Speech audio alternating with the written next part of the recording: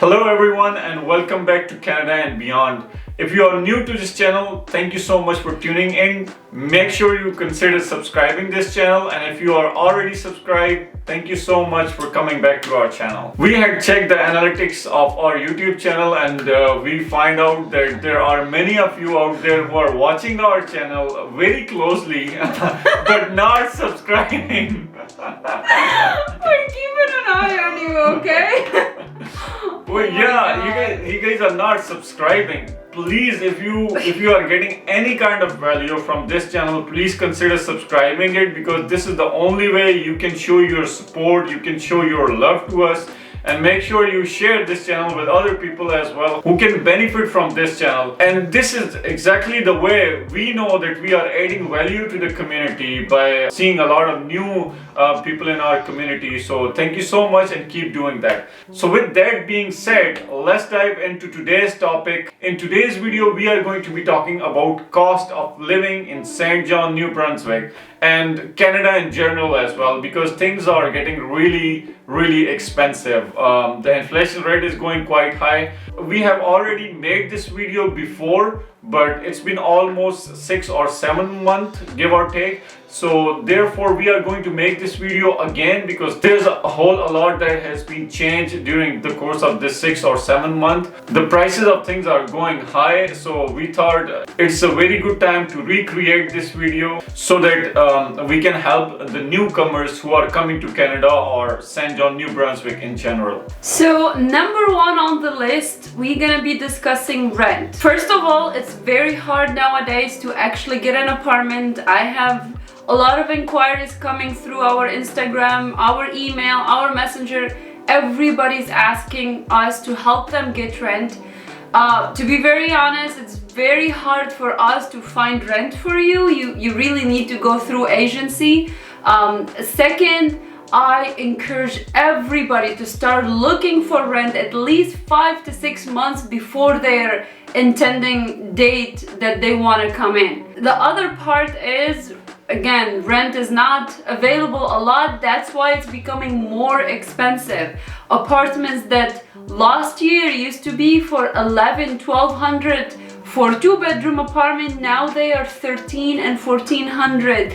And trust me, prices are going even to up to $1,800 for 2-bedroom apartment, which completely insane. But let me tell you, people are renting it because they don't have any option whatsoever. So if you are coming new to Saint John or anywhere in New Brunswick, I encourage you, go ahead and look for apartment at least 5 months ahead, and then make sure that you have enough budget in your mind, because now rent is going from 12 till 18, give or take, 1,200 till 1,800, give or take, without utility, okay? As a summary, the average rent in New Brunswick got higher, and it's about $1,400 for a 2-bedroom apartment, excluding utilities. Now the second thing on the list here is utilities. Utility means your average cost of electricity, the light you use. Just like us, we are using a lot of lights in our studio right now.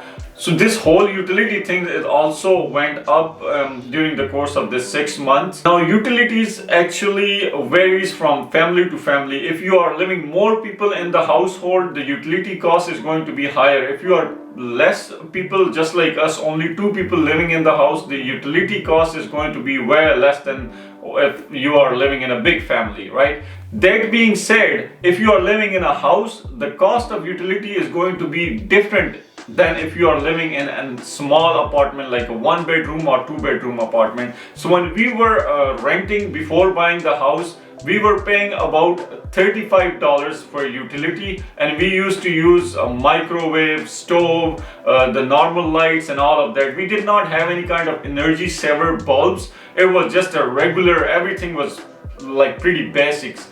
But as soon as we moved into the house, the cost of utilities for owner of the house is going to be a little more. Now, why utilities are more higher for a homeowner than the apartment? The general reason behind it is in the house you have like dishwasher, and when it's winter you are using the heat pump, which consumes a lot of electricity. You are using like bigger microwave, bigger stove, and also there are multiple exhausts as well, like in the bathroom, in the kitchen you have exhaust, extra exhaust, that also consumes more electricity. That also includes washer and dryer as well. And in general, when you are a house owner, the government see you as a little bit rich person, right? So as opposed to when you are renting the apartment. So the utility cost in general is going to be higher for a homeowner than for a family who is renting an apartment. So the average cost of utility, being a homeowner, we are right now paying about $150, give or take. Is that true? Yeah, during summertime. So during winter it goes up to $250, $300. Okay, so then you can calculate the average cost. It will be somewhere around $200 to $250 being a homeowner. But if you are in the apartment, it's going to be in winter, because you are using heat or anything of that sort, it's going to be about $50. But some apartments will give you heat included. So in your utility bill, you're not going to be paying for the heat if the apartment says that your heat is included. It will just be your lights and the fridge and stuff like that. Just to add on Osman's point, that it's true, if you're a homeowner, your utility bill is gonna cost more than if you are in a rental unit. But as of April of this year, Saint John Power had increased its rates by almost 25 cents per kilowatt per hour. And that also depends if you are living in a rural area versus urban area. Obviously, urban area, you'll end up paying a little bit more. So these are little things you guys keep in mind when doing your math. Number 3 on the list is food, which is very, very essential. Nobody can live without it. But let me tell you how expensive it became. Everything has increased almost like $3, $4, and I'm talking about essential items like milk, oil, eggs, stuff like, our necessity in our daily intake. And it doesn't matter where you would shop. I used to say go to Costco, you can find items are cheaper. Now anywhere you go, the items are really expensive, and it bothers me that every time I go shopping, almost like every other week, I buy the same item and it's almost another $1 or $2 increase just over 2 weeks. So I just want to give you a heads up that before I used to say, like, for Osman and I, we used to spend at least $300 in grocery in terms of, buying halal meat and everything. Now I literally spend almost $150 every week just buying normal stuff, from the grocery store. So $150 every week, that's about $550 to $600 a month. So that's double the price, basically. That's almost double our budget from last year to this year. And just a note that, we eat halal food, so it's a little bit on the higher end of, the price. It's a little bit expensive. Keep in mind, if you're eating regular, meat or stuff like that, it's a little bit cheaper. So maybe take $100 off. $600, it's only for grocery, and we go dine out almost once every other week or something like that. We've been traveling, actually, we dine out a lot this month. Yeah. But on a normal month, I'd say we dine out at least twice or 3 times a month, The $600 I said, it's out of that dine out money, So per dine out, now we go and almost $70 or, $80 for just 2 meals, which is unbelievably getting expensive. So you gotta keep that in mind, especially if you have, a bigger family or you have like few kids with you, then that price is gonna be around $150, $160. And just to be fair, this is not only happening in Saint John, New Brunswick or in New Brunswick itself. It's happening all around Canada. My brother in the States, he's also complaining about the prices going up. This is like a worldwide crisis, and hopefully we can go through it. Just to sum up, I would say an average of food and dine out per month, it would be almost $450, maybe $500 a month per 2 people. And when you do your math, you should, you know, be advised that the more people you have, the more money it will be. And by the way, this thing I did not know because we don't go to Dollarama a lot. But if you are looking for like canned food like beans, chickpeas or green beans, those kind of stuff, you can easily get those from Dollarama on a very low rate. Yes. We don't go to Dollarama to do a lot of grocery shopping, especially when it comes to food. But this is something that you can go if you want to save a little bit money on canned food especially. And we don't really eat a lot of canned food, that's why. What I'm trying to say here, Dollarama is safe to buy grocery from if you need to. It's not like if you buy grocery you get poisoned or something. Like it's safe. But I love going there, you know, for picking some decoration and stuff like that. It's very convenient store, honestly. And we are going to make a video on just Dollarama, and we're gonna go in there and show you how the prices are very cheap as compared to Walmart or Superstore or Costco. So stay tuned for that video. Yeah, let us know in the comment if that's something you really want us to do, like a tour video of Dollarama and check in all the prices. Make sure to comment that down below. So number 4 on the list here is transportation. So if you are going to work every day, you have to commute, right? So if you are using a local transport like a bus pass or something, if you get like a monthly pass, it's going to be about $75, especially when you are living in Saint John New Brunswick area. If you are going without that monthly card, per ride it can be like $7 or $8 sometime. That is just a local transport, which is like bus. The other means of commute can be a taxi or cab, and the cab or taxi fare, if you are using it for longer distance, it's gonna accumulate. You know, you will have to pay more money to taxi or cab driver. But a lot of people nowadays doing carpooling because the fuel prices are going sky high nowadays. It's about $1.75 per liter here in Saint John New Brunswick at the time of making this video. Which is, you know, in the future there is a speculation that it's gonna go more up, which is gonna drive more increase in the taxi fare and the bus fare as well. So a lot of people nowadays are trying to do work around it by doing the carpool, or you know, if a husband or wife are going to work, they're using just one car so that they can save some money on gas. In our case, Jihen is working from home, which is really good actually, and we are only using one car. We do have 2 cars which we are paying insurance for, but we are planning to sell 1 car soon because we don't need 2 cars. Do we need 2 cars, by the way? We do! We do? Oh, okay.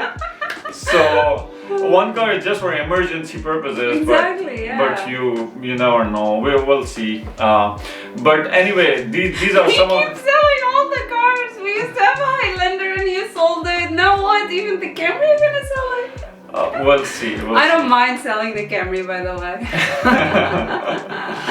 Okay, so I want to talk a little bit about the fuel prices. So Camry is 4-cylinder car. It's not really a big engine.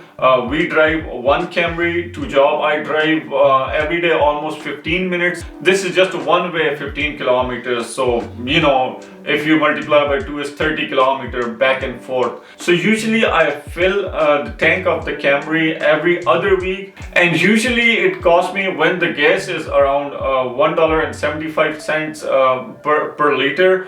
Usually it takes me about $90 to $95 to fill up the whole tank. So you can calculate the monthly fuel cost of one vehicle by doing 15 minutes commute. It's about $180 per month.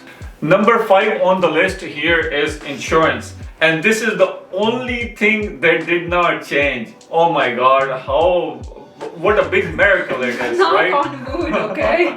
Knock on wood, yeah, exactly. So this is the only thing which did not change. So I have like 2 Camrys. One is way old and one is comparatively newer. So the total monthly cost of insurance two sedans is about $230. Now that being said, I used to work for an insurance company, so I have really good relation over there, so they are still giving me some kind of discount. So if you are like not getting any kind of discount, the average cost to insure two sedans is going to be around $300 to $350, depending upon what kind of coverage you are getting. If you are getting like comprehensive and collision, it's going to be a lot more than that. But if you are only getting the liability insurance for your vehicle, it's going to be way cheaper than that. One advice I definitely want to provide you, that if you are driving a little bit older car, we recommend you to get only a liability insurance on it. Liability insurance mean if somebody hit your car, their insurance is gonna pay for the damages. But if you hit somebody else's car, your insurance is going to cover their expenses, but you do not have any coverage for your own car. So your insurance is not going to provide any money to fix your own vehicle. This is like a general perspective of what liability insurance is. But if there's an older car, maybe it's like I am driving 2000 Toyota Camry, if I hit it, definitely it will hurt me a lot, but the insurance is not gonna pay me any money, and I don't really care about it either. Me neither. Yeah, that I definitely know that you don't care about that Camry, but I love my Camry. So just to add on Osman's point regarding the insurance price, if you are new to the country and you have a new driver license, your insurance are gonna be a little bit higher. So keep that in mind, because you know, the more experience you have as a driver, the less price insurance rate you will get. And last item on the list we have is cell phone coverage. This is also another expense that you keep adding to your monthly budget.